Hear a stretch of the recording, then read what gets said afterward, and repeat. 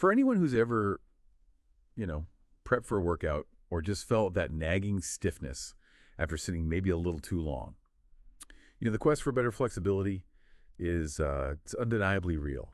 We all want to move more freely, reach further, maybe even touch our toes without making that face right. But there are so many ways to stretch out there, and honestly, a lot of conflicting advice swirling around. How do you know what really works? Especially right before you need it most. Today on the Deep Dive, we're going to try and cut through some of that noise. We want to shed light on the immediate impact of two very specific types of stretching, dynamic and ballistic. We're going to unpack a really comprehensive, gold standard scientific review that brings some genuine clarity here. Our main source for this is a rigorously conducted systematic review and meta-analysis. It's titled Acute Effects of Dynamic and Ballistic Stretching on Flexibility. It was led by Shingo Matsuo and a team of colleagues, Kosuke Takeuchi, Masatoshi Nakamura, Taizan Fukaya, Kensuke Oba, Gakuto Nakao, and Takamasa Mizuno. Published in the Journal of Sports Science and Medicine back in 2025, volume 24. For those of you who really want to get into the weeds, we'll definitely link the full paper. It's got all the details, DOI, and everything. So our mission today is pretty clear. We want to arm you with a scientifically backed understanding of how dynamic and ballistic stretching acutely affect your flexibility. Right away, what does it mean for your warm-ups, your range of motion, maybe even your overall health down the line? But, how truly effective are they? That's the big question this study really set out to answer. Okay, let's unpack this. Right, so before we dive into what Matsuo and the team actually found, let's just make sure we're all clear on what these two types of stretching even are. Because they often get lumped together, sometimes even confused with, say, static stretching. But there are some pretty critical differences that actually matter quite a bit. Yeah, that's a perfect place to start. Let's break it down. First, dynamic stretching, or DS. Think of this as controlled movement. You're actively moving a joint through its full range of motion using your own muscles. So you contract the agonist muscles, the ones doing the work, and you move smoothly without holding that end position. Okay, like arm circles. Or maybe leg swings. Exactly. Arm circles, controlled leg swings where you're moving that leg fluidly, continuously through its available range. It's all about flowing motion, not holding still. Now, ballistic stretching, or BS, it's often seen as a type of dynamic stretching, but there's a really key distinction. Oh, okay. While dynamic is smooth and controlled, ballistic uses higher velocity, less controlled movements. The defining characteristic is using bouncing or sort of jerking actions right at the end of your range of motion. So like actively bouncing to push further? Precisely. A dynamic leg swing is smooth. A ballistic one would involve that bounce or jerk at the top to try and push it just a bit further. It's that uncontrolled, high-velocity bounce that sets it apart. Got it. That distinction feels really important. And just stepping back for a second, why is flexibility itself so crucial? I mean, it's not just about impressing people with party tricks, is it? No, absolutely not. Flexibility is more fundamental. It's about the actual property of your body's tissues, your muscles, your connective tissues, that dictates how far you can move without injury. And low flexibility, it's not just about struggling to reach something. It's seriously linked with a much higher risk of muscle injury, especially in athletes. Right. And beyond sports, even in the general population, low flexibility has been tied to things like metabolic syndrome in older adults, and even a higher risk of falls. So fundamentally, we stretch to improve this critical property. It impacts everything from just daily movement to peak athletic performance. Okay, so this study wasn't just, a quick look at a few papers. You mentioned it was a systematic review and meta-analysis. That sounds serious. It's considered the gold standard, right, for synthesizing evidence. It really is. And the methodical approach they took here is what gives the findings so much weight. The core purpose was super specific. Investigate the acute effects, those immediate right after stretching effects from a single session of just dynamic and ballistic stretching on flexibility. Okay. And critically, they looked at this in healthy participants and, importantly, independently of other methods like static stretching. So isolating the effects of just these two. Exactly. That focus makes the results much clearer. And how they did it well, they did a massive search. PubMed, Web of Science, Scopus. looking for every relevant study published before September 2024. After a really rigorous filtering process, they ended up with 17 high-quality papers that fit their criteria perfectly. 17 papers? That sounds like a decent amount of data. It is. And from those 17 papers, they could extract data for 35 separate analyses or effect sizes. Then they used sophisticated statistical methods, a random effects model, to combine all that data and get an overall picture. Wow, okay. That's thorough. Yeah. And how good were those original 17 studies? Do they check the quality? They absolutely did. They used a standard tool, the Pedro scale, to rate the methodological quality of each study. The average score was pretty good, 6.53 out of 11, suggesting overall a low risk of bias in the studies they included. So we can be pretty confident in the underlying research they analyzed. Exactly. It adds a lot of weight to their conclusions. Now, one thing they did find, and they were very transparent about it, was evidence of reporting bias. Reporting bias. What's that? It's a common issue, actually. It suggests that studies finding significant results might be more likely to get published than studies finding no effect. So you might be missing some null findings. Ah, okay. So could that skew the results? It potentially could. But the authors did further analysis on this, and they concluded that even accounting for potential missing data, it likely didn't significantly mess with the main results of their meta-analysis. Okay, good. So the main finding probably still holds water. It seems robust, yes. Which brings us to the core findings. Right. Okay, so after all that hard work, the searching, the filtering, the quality checks, the stats, what did they actually find? This is the really interesting part for anyone wondering, should I be doing these stretches? Do they work? Well, the main top-line result from the meta-analysis was pretty clear. When they looked at dynamic and ballistic stretching combined, they found a small but statistically significant increase in flexibility, acutely, so right after doing the stretches. Okay, small but statistically significant increase. Let's unpack small. What does that actually feel like? Is it even worth it if it's just small? That's a fair question. Small effect size means it's definitely a real measurable improvement. It's not just random chance, but you're right. It's not like you'll suddenly gain, 6 inches in your reach. Right, no magic wand. No magic wand. Think of it more like a noticeable improvement. You'll likely feel a bit less restricted, maybe reach that little bit further, feel a bit looser in your movement right afterwards.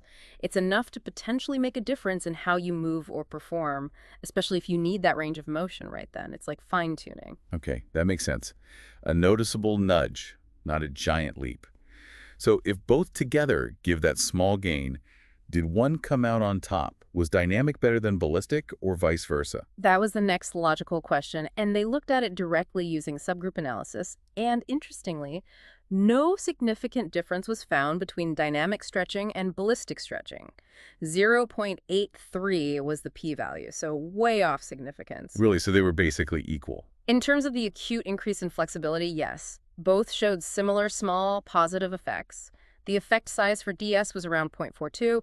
For BS, around 0.46 statistically. Those aren't different from each other. Wow. So practically speaking, it means both are similarly effective if your immediate goal is just boosting flexibility. That's what this data suggests, yes. For that immediate gain, both seem to work about equally well. Okay, so that leads to the next big question. Who does this apply to?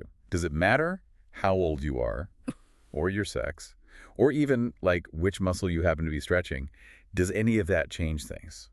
This is where the study gets really practical for you listening. They looked at these moderating variables, and the striking finding was that for these acute flexibility gains, none of those factors seem to make a significant difference. None of them. Seriously. Let's break it down. First, age. They compared young, middle-aged, and older participants, and no significant difference in the flexibility improvements they got. POP 0.24. That's huge. So dynamic and ballistic stretching can help increase flexibility acutely, regardless of age, even for older adults. That's what this meta-analysis indicates. Even if older adults start with less flexibility, these types of stretching can still provide that immediate boost. It's good news across the lifespan. That really is fantastic news. Okay, what about sex? Any differences there? Again, no significant difference found between studies with only males and studies with mixed sex groups. P equals 0.76. Now, we know baseline range of motion can differ between sexes, but the relative improvement, the boost they got from the stretching session, was similar. Okay, so age and sex don't seem to moderate the acute effect. What else? The specific muscles being stretched didn't matter significantly either. Hamstrings, plantar flexors like your calves, or even protocol stretching multiple muscle groups. The small positive effect was consistent, p equals 0.20. Wow. And one more thing, the way flexibility was measured. Whether it was a goniometer measuring a single joint or a test like the straight leg raise or the good old sit and reach test, the outcome measure didn't significantly change the results. P equals 0.34. This simplifies things massively, doesn't it? Basically, dynamic or ballistic stretching gives a small, immediate flexibility boost, and it seems to work pretty universally. For that acute effect, yes, the message seems to be one of remarkable consistency across different people and different conditions. So if we try and connect this to the bigger picture, how does this fit with other stretching types, like the classic static hold? And what's actually happening in our muscles and tissues to cause this increased flexibility? What are the mechanisms? Great questions.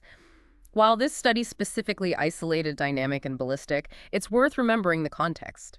We know from other research that prolonged static stretching, especially like holding a stretch for 60 seconds or more, can sometimes slightly decrease muscular performance right afterwards. Right, I've heard that not great for pre-game warm-up, maybe. Exactly. Whereas dynamic stretching is often shown to have neutral or even slightly beneficial acute effects on performance metrics like jumping or sprinting. That's why it's often recommended in warm-ups. Now, comparing the effect size here, that small 0.37 effect for DSBS combined it is a bit smaller than some really broad meta-analyses that lump all stretching types together. One found an overall effect of 0.55. But interestingly, it's very similar to the effect size found for just the DSBS subgroup within that broader study, which was 0.447. So it aligns well when you compare apples to apples. Suggesting maybe DS and BS just provide a slightly smaller stimulus than, say, a long static hold. That's one interpretation. Perhaps it's a smaller stretching load, as you say.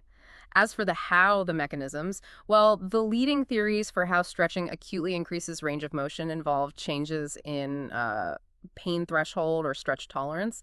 Basically, you get more comfortable with the feeling of the stretch. Your brain just lets you go further. Kind of, yes, along with potentially a decrease in the passive stiffness of the muscle and connective tissue itself, making it physically less resistant to stretch. Okay. But it's important to add the evidence specifically for dynamic stretching reducing that passive stiffness. It's actually been pretty inconsistent in past studies. So that mechanism isn't totally confirmed for DSBS yet. More work needed there. Right. So speaking of more work, based on this study, what are the big unanswered questions? Where does the research need to go next?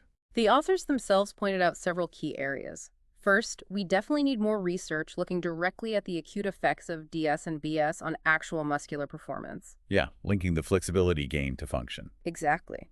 Does that small flexibility boost translate to jumping higher, running faster, lifting more immediately afterwards? We need more data on that. Second, while we know DS and BS work, we don't really know the optimal way to do them yet. Like how fast, how far, how many reps? Precisely. What's the best amplitude, volume, velocity? There's so much variation in how people prescribe these stretches. More research can help fine-tune recommendations for, say, coaches or physios. And third, while this study found no significant differences based on age or sex for the flexibility outcome, the authors suggest more research is needed, particularly including more diverse participants, more older adults, more women, to really dig into whether the underlying physiological changes like that passive stiffness or stretch tolerance we mentioned might differ between groups, even if the final ROM result looks similar. Gotcha.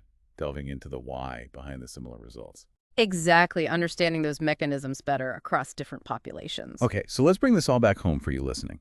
This deep dive into the Matsuo et al. Meta-analysis gives us some pretty solid takeaways. A single session of either dynamic or ballistic stretching. It offers a small, yes, but significant and immediate boost in your flexibility. And crucially, maybe most practically, these immediate benefits seem pretty universal. Doesn't matter much about your age, your sex, which muscles you hit, or even how you measure it. Which really leads to an important thought for you to consider.